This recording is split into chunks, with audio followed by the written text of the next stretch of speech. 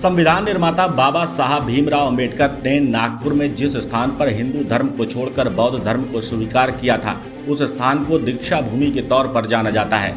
गुजरात के बड़ोदरा में अंबेडकर से जुड़ी एक जगह है जिसे संकल्प भूमि के तौर पर जाना जाता है। जल्द ही ये स्थान पर भी देश दुनिया की सुर्खियों से जुड़ जाएगा।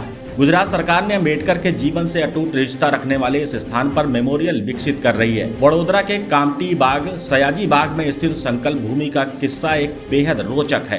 देश के संविधान का निर्माण करने वाले अंबेडकर इसी जगह पर फूट फूट कर रोए थे और फिर कुछ घंटे बैठने के बाद मुंबई लौट गए थे। वडोदरा के तत्कालीन शासक महाराज सयाजी राव गायकवाड़ ने अंबेडकर की शानदार बुद्धि को पहचाना और उनकी विदेश में शिक्षा का खर्च उठाया। भारत लौटने पर अंबेडकर ने महाराजा के दरबार में एक प्रतिष्ठित पद स्वीकार किया। हालांकि सामाजिक भेदभाव का सामना करने के बाद उन्होंने आखिर में इसे छोड़ दिया। अंबेडकर को तब वडोदरा में रहने की जगह नहीं मिली थी। अंबेडकर ने अपनी किताब वेटिंग फॉर वीजा में लिखा है कि वो 11 दिन ही वडोदरा में रह पाए थे। उन्हें जातिवाद की वजह से पहली नौकरी छोड़नी पड़ी। वो वादे के बाद भी बड़ौदा के महाराज के लिए गिने चुने दिन काम कर पाए थे। पारसी विश्राम गृह में भीमराव अंबेडकर की जाति के बारे में लोगों को पता चला तो वे धर्मशाला के बाहर जमा हो गए। वे सभी हाथ में लाठी लिए हुए थे। लोगों ने कहा कि ये स्थान अपवित्र हो गया है।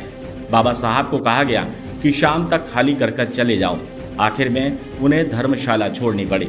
अंबेडकर तब भी दुखी होकर वडोदरा रेलवे स्टेशन पर पहुंचे थे, लेकिन मुंबई जाने वाली ट्रेन में कई घंटे तक का वक्त था तो अंबेडकर पास में ही स्थित सयाजी बाग कमाटी बाग चले गए थे। वहां वो एक बरगद के पेड़ के नीचे बैठे थे। वो स्थान पर अंबेडकर दुखी होकर रोए भी थे।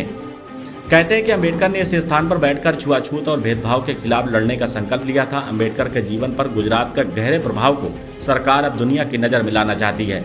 वेटिंग फॉर वीजा में लिखा है कि भीमराव अंबेडकर कई उम्मीदें लेकर बड़ौदा आए थे। उन्होंने बड़ौदा में काम करने के कई बड़े बड़े ऑफर ठुकरा दिए थे। एक मीडिया रिपोर्ट के अनुसार गुजरात सरकार ने अंबेडकर की 125वीं जयंती मनाने के लिए 2015-16 में काम शुरू किया था। बिल्डिंग के लिए 11.81 करोड़ रुपए और पुस्तकालय, संग्रहालय, प्रतिमा और अन्य सुविधाओं के लिए 16.42 करोड़ रुपए आवंटित किए गए थे। सरकार संकल्प भूमि के पास बने अंबेडकर स्मारक में उनकी जीवन यात्रा का वर्णन किया जाएगा।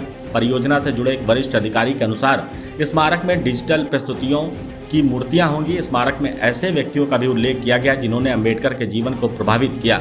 संविधान निर्माता की जयंती और पुण्यतिथि पर उनके अनुयायी हर साल इस भूमि पर पहुंचते हैं। स्मारक बनने से इस स्थान को और अधिक पहचान मिलेगी।